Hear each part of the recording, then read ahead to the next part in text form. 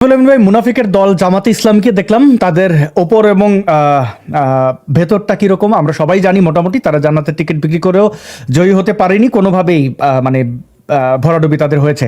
তো এই জামাত ব্যাক্ট ইউনুস, সে যে রাষ্ট্রপতিকে স্বয়ং এইভাবে বন্দি করে রাখলো, কার্যত তিনি এখন মুক্তি পেয়েছেন জেলখানা থেকে। রাষ্ট্রপতি তার অভিব্যক্তিতে এটাই স্পষ্ট করেছেন, ইউনুস কি জেলে যাচ্ছে, কারণ এটা তো রাষ্ট্রদ্রোহিতার শাস্তি, তো মৃত্যুদণ্ড বাংলাদেশে, সংবিধান লঙ্ঘনের শাস্তি।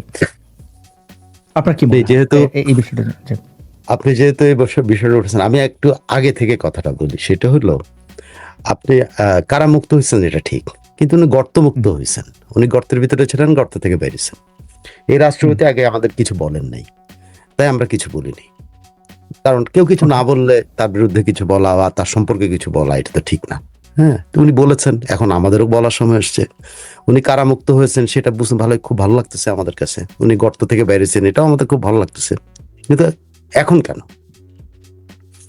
প্রথমত হইল, রাষ্ট্রপতি ইউনুস পদে পদে সংবিধান লঙ্ঘন করছেন।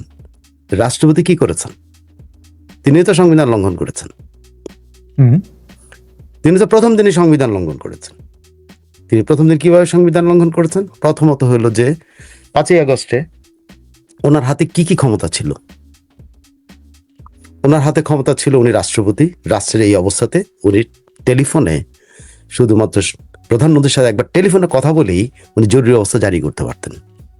উনি করেন নাই। উনি সেনাপ্রধানের সাথে কথা বলে সামরিক আইন জারি করতে পারতেন। উনি কথা বলেন নাই, উনি কিছু করেন নাই। ওইটা বরং হয়তো সংবিধান, উনি বরং প্রথম সংবিধান লঙ্ঘনকারী।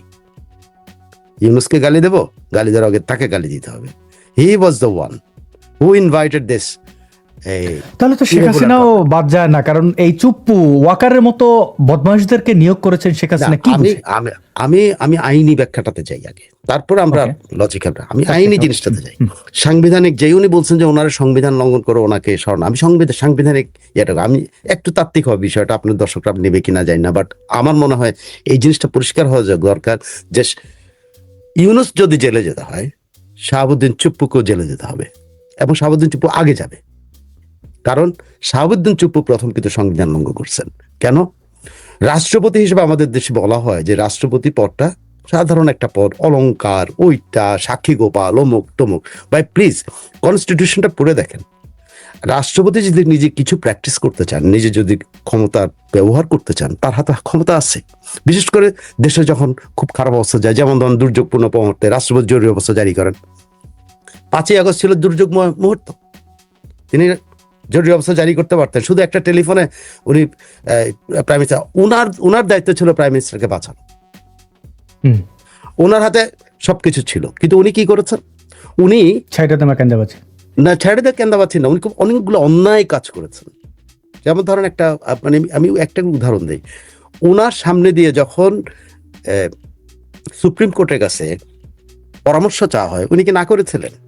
উনি কেন পরে বললেন যে শেখ হাসিনা পদত্যাগপত্র ওনার হাতে নেই? যদি ওনার হাতে পদত্যাগপত্র না থাকে, তাহলে সুপ্রিম কোর্টে ওনার নামে কি করে পরামর্শ চাওয়া হলো?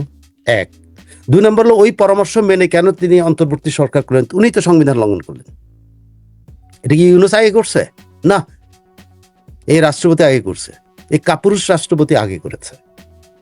উনি আরো কতগুলি কাজ করেছেন। ওনার সামরিক আইন জারির ব্যবস্থা ছিল, উনি করেন নাই। উনি জরুরি অবস্থা জারি করতে করেন নাই। রাষ্ট্রকে উনি রক্ষা করেন নাই। অথচ উনি সংবিধান রক্ষা শুধু না, রাষ্ট্র রক্ষার দায়িত্বে। আর ওয়াকার রাষ্ট্র রক্ষার দায়িত্বে, যেমন সংবিধান রক্ষার দায়িত্বে।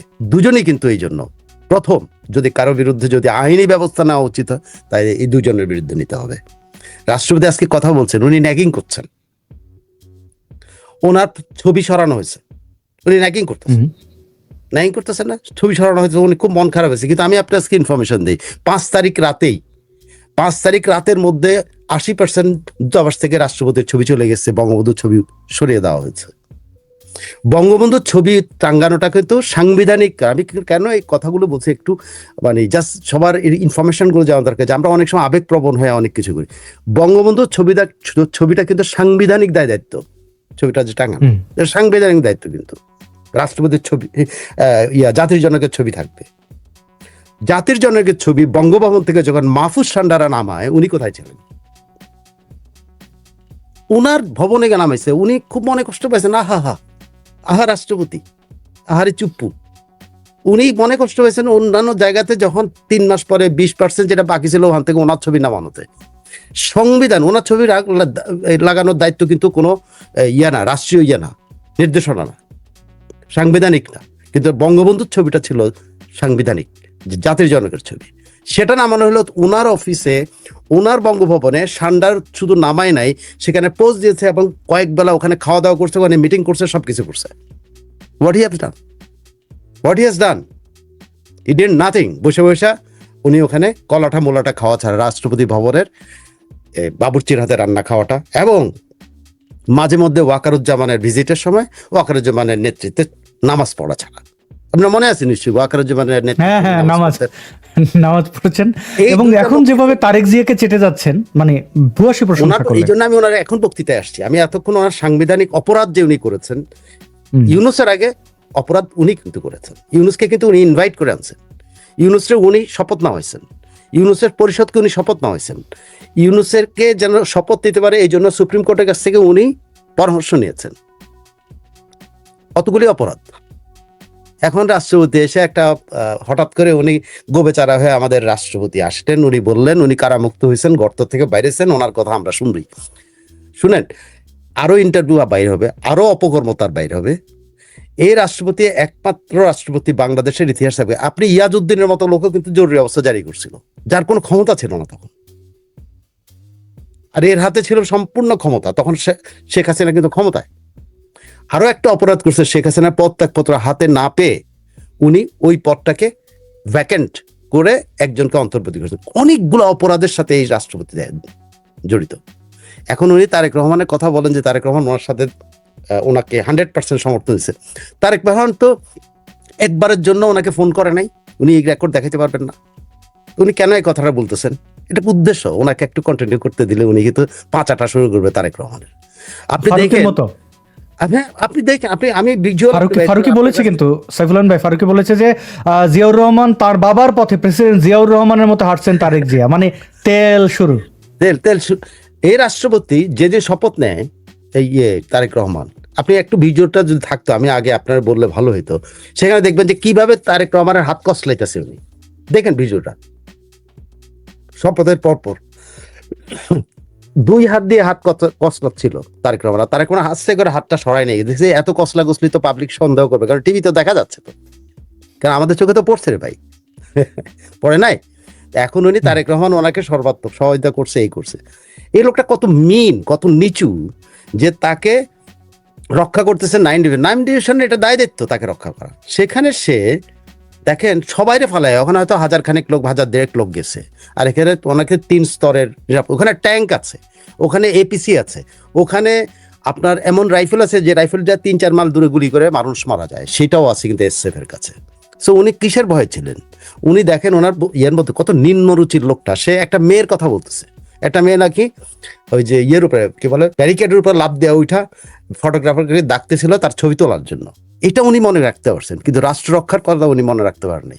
উনি কত নিচ একটা মেয়েকে, আমি ওই মেয়েটা জঙ্গি, এটা নিয়ে কোনো সন্ধান, নিশ্চয়ই জঙ্গি না হলে ওখানে গেছে গেন, কিন্তু একটা মেয়েকে উনি টার্গেট করছেন। কিন্তু উনি কি রাষ্ট্রপতি হিসেবে এই দায়িত্ব ওনার? উনি একটা মেয়েকে টার্গেট করে কথা বলবে? কত নিম্নরুচির হলে এই লোকটা এই কথাটা বলতে পারে, নিজের ছবির কথা বলতে পারে, নিজের ভিজিটের কথা, মানে উনি সফর করতে পারেন নাই। বিদেশ সফর করতে দিলে কি ইউনূস ভালো ছিল? তার মানে কি দাঁড়ায়? ইউনূস যদি প্রত্যেক সফরের পর ওনার কাছে এসে দেখা দিত, তাহলে তো ইউনূস ভালো নাকি? ইউনূস যদি ওনার সাথে ওই মেয়েটাকে টার্গেট করলেন কেন? উনি এতটা ইয়ে করলেন, এত ইয়ে কেন, আক্রোশ কেন ওই মেয়েটারই উপরে? উনি তো বলতে পারেন 1000 লোক এই কাম করছে, এটা করলে তো কোনো সমস্যা ছিল না। একটা মেয়েকে টার্গেট করে কথা বলে, আপনি কত নির্মরুচির হলে একটা রাষ্ট্রপতি, যে পুরা 16 কোটি মানুষের দেশের মালিক উনি, সবার অভিভাবক উনি, আর উনি একটা মেয়েকে টার্গেট করছেন।